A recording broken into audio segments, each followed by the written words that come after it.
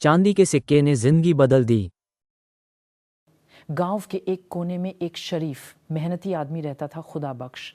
दिन भर काम करता, मछलियां पालता, तालाब की सफाई करता और शाम को 2-3 किलो मछली पकड़कर शहर ले जाता।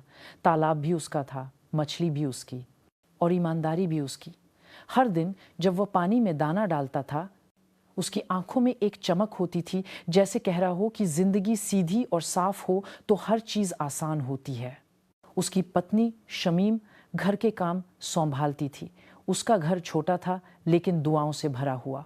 रात को दोनों छत पर बैठकर चावल और अचार के साथ खाना खाते और चांदनी रात में खुदा का शुक्र अदा करते। सब कुछ ठीक चल रहा था, लेकिन फिर जिंदगी ने एक ऐसा मोड़ लिया जहां से लौटना मुश्किल था। एक रात खुदा बख्श ने रोज की तरह अपनी मछलियों को देखा, दाना डाला और घर आ गया। अगले दिन सुबह जैसे ही तालाब पर गया, उसके पांव ठिठक गए। पानी में हर तरफ मरी हुई मछलियां तैर रही थीं। उसका दिल कांप गया, आंखें भर आईं। वह चिल्लाया नहीं, बस चुपचाप पानी में घुटनों के बल बैठ गया, हाथों से पानी उठाया और फिर दोबारा नीचे गिरा दिया। ये मेरे साथ ही क्यों हुआ? उसके दिल ने पूछा।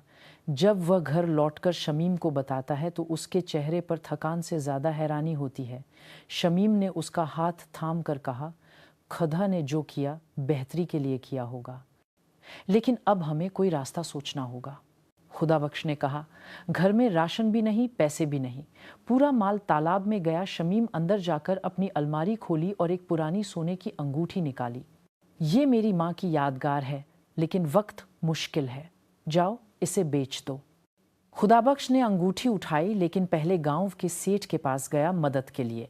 सेठ ने मजाक उड़ाते हुए कहा, खुदाबख्श, जब पैसे थे तब तू हीरो था, अब भीख मांगने आया है, जा निकल।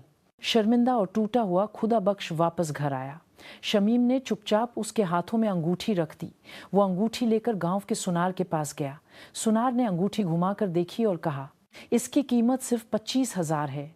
खुदा बख्श ने मना कर दिया और शहर निकल गया। शहर में एक पुराना सुनार उस अंगूठी को 2 लाख में खरीद लेता है। जब सुनार पूछता है, कैश चाहिए या चेक, तो खुदा बख्श कहता है, नहीं, मुझे चांदी के सिक्के चाहिए। सुनार हैरान होता है, लेकिन खुदा बख्श की मर्जी के मुताबिक चांदी के 100 सिक्के दे देता है। खुदा बख्श वो सिक्के लेकर घर आता है और शमीम को दिखाता है। शमीम हैरानी से पूछती है, ये सब क्या है? खुदा बख्श मुस्कुराता है, हर दिन एक सिक्का बेचकर गुजारा करेंगे जब तक नया प्लान नहीं बनाता। अगले दिन वो एक सिक्का लेकर वापस गांव के सुनार के पास जाता है। सुनार ने देखा तो कुछ नहीं बोला, पैसे दे दिए। उन पैसों से खुदा बख्श थोड़ा राशन, दाल, सब्जी ले आता है। उस रात घर में पहली बार सबने खुशी से खाना खाया। दूसरे दिन 2 सिक्के बेचता है, थोड़ा और राशन, थोड़ी और उम्मीद लेकर आता है। धीरे धीरे उसने फिर से छोटा सा फिश टैंक बनाया, नई मछलियां ले आया और छोटे पैमाने पर काम शुरू किया। लेकिन गांव का सुनार अब हैरान था, ये आदमी चांदी के इतने सिक्के लेकर हर दिन कहां से आ रहा है। उसने ये बात अपने पुराने दोस्त कलिया को बताई। कलिया एक लालची और चालाक आदमी था जो दूसरों की तरक्की देखकर जलता था। उसने खुदा बख्श के घर पर नजर रखनी शुरू की। एक रात वह चुपके से खुदा बख्श के घर में घुस गया और चांदी के सारे सिक्के चुरा कर ले गया। खुदा बख्श ने सब कुछ देखा लेकिन कुछ नहीं बोला। अगले दिन उसने एक खलाली डिब्बा लिया, उसमें एक पुराना कागज रखा और लिखा, जो चोरी करता है उसका अंजाम कभी अच्छा नहीं होता। डिब्बे को बंद कर दिया और रात को जमीन में दफना दिया, जैसे कोई खजाना हो। कलिया ने देखा और अगले दिन वो डिब्बा भी ले गया।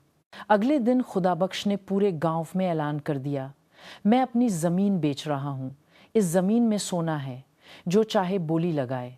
हर कोई हैरान था। सेठ ने कहा 5 लाख, दूसरे ने कहा 6 लाख, लेकिन कलिया ने चिल्ला कर कहा, मैं 9 लाख दूंगा। खुदा बख्श ने जमीन बेच दी, पैसे लिए, शमीम को साथ लिया और दूसरे गांव में जाकर बस गया। कलिया ने जमीन खोदनी शुरू की, पूरा दिन खोदता रहा। आखिर एक डिब्बा मिला। उसने डिब्बा खोला तो अंदर एक कागज था जिसमें लिखा था, कलिया, तूने जो चुराया था वो तुझे सिर्फ जलील ही करेगा। हराम का माल कभी बरकत नहीं देता। कलिया चिल्ला उठा, लेकिन अब कुछ नहीं हो सकता था। वो खाली जमीन, वो खाली डिब्बा और वो भरा पछतावा उसके साथ रह गया। खुदा बख्श ने नए गांव में नए जज्बे के साथ एक और फिश फार्म शुरू किया। शमीम उसके साथ थी। आज भी जब सूरज ढलता है दोनों छत पर बैठकर दुआ करते हैं और खुदा बख्श कहता है, ईमानदारी और सब्र का फल हमेशा मीठा होता है। मगर कहानी यहीं ख़त्म नहीं होती। नए गांव में खुदा बख्श ने सिर्फ फिश फार्म नहीं बनाया, बल्कि वह और शमीम मिलकर गरीब बच्चों के लिए एक छोटी सी तालीमी जगह भी खोलते हैं, जहां वे हर रोज़ मुफ्त में तालीम देते हैं। वे कहते हैं, दो कि बाली बच्चों के लिए एक छोटी सी तालीमी जगह भी खोलते हैं। हमारी असली जीत ये है कि हम किसी और की मदद कर सकें। उनके नए फार्म में अब सिर्फ मछलियां नहीं, बल्कि नए सपने तैरते हैं। जब भी कोई मुसीबत आती है, शमीम उसके कान में कहती है, खुदा ने तुझे दूसरों के लिए चुना है, ना कि सिर्फ अपने लिए। कलिया दूसरी तरफ उस जमीन पर बैठा होता है जहां से सिर्फ एक खाली डिब्बा मिला था। उसकी आंखों में अब भी लालच होती है, लेकिन हाथों में सिर्फ मिट्टी।